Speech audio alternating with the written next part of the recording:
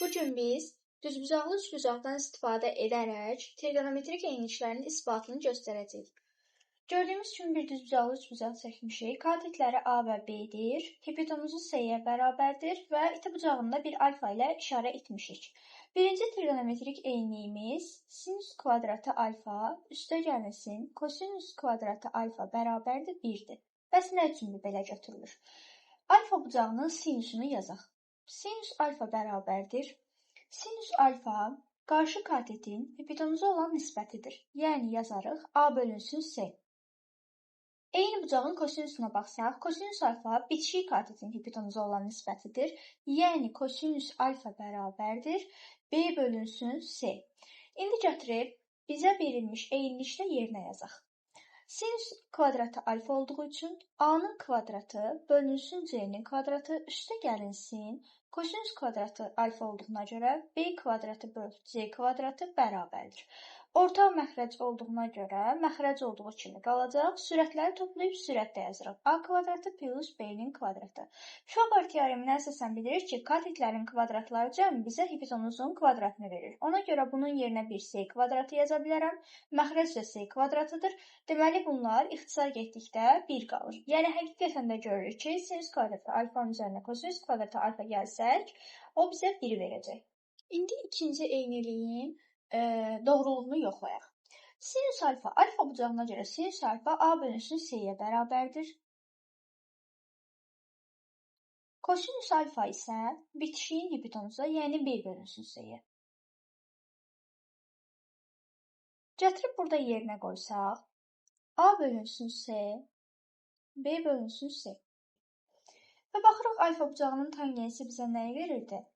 Qarşıdakı katetin bitişik kateti olan nisbəti həqiqətən də A bölünsün B-dir. Demək ki, bu eynilik doğrudur və doğruluğunu yoxlamış olduq. Üçüncü eynilik, deməli, kotangens alfa bərabərdir. Kosinüs alfa bölünsün sinüs alfa eyniliyidir. Bu, ikinci eyniliyə uyğun şəkildə isbat olunur, yəni doğruluğu o şəkildə göstərilir. Dördüncü eyniliyimiz isə tangens alfa vurulsun kotangens alfa bərabərdir 1 eyniliyidir. Bu eyniliyin doğruluğunu yoxlayaq. Alfa iti bucağının tangensinədir.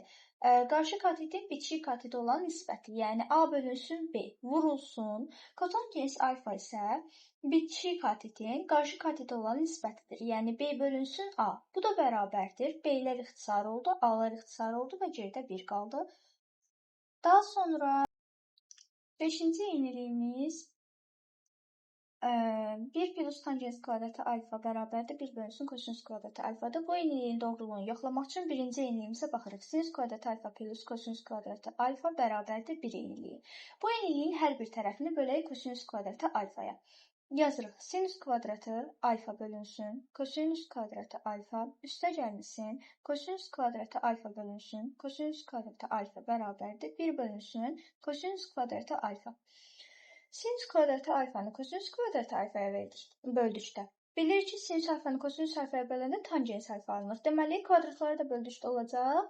Tangens kvadratı alfa. Üzərinə gəlinsin. Kosinüs kvadratı alfanı kosinüs kvadratı alfaya böldükdə 1 alınacaq. Bərabərdir. 1 bölünsün kosinüs kvadratı alfa. Görürük ki, eyniliyimiz doğruluğunu göstərmiş olduq. İndi isə 6-cı eyniliyimizə baxaq. 1 plus kotangens kvadratı alfa bərabərdir. 1 bölünsün sinüs kvadratı alfa. Bəs nə üçün bu belədir?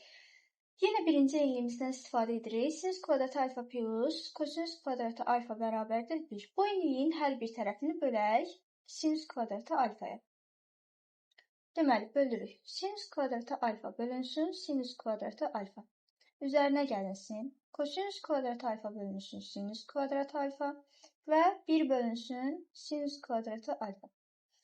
Sinüs kvadratı alfanı sinüs kvadratı alfaya böləndə 1 alınacaq. Təbii ki, kosinüs kvadratı alfanı sinüs kvadratı alfaya bölürük. Kosinüs alfanı sinüs alfaya böləndə biz kotangens alfa alırıq. Kvadratları da böldükdə olacaq kotangens kvadratı alfa. Bu da bərabərdir.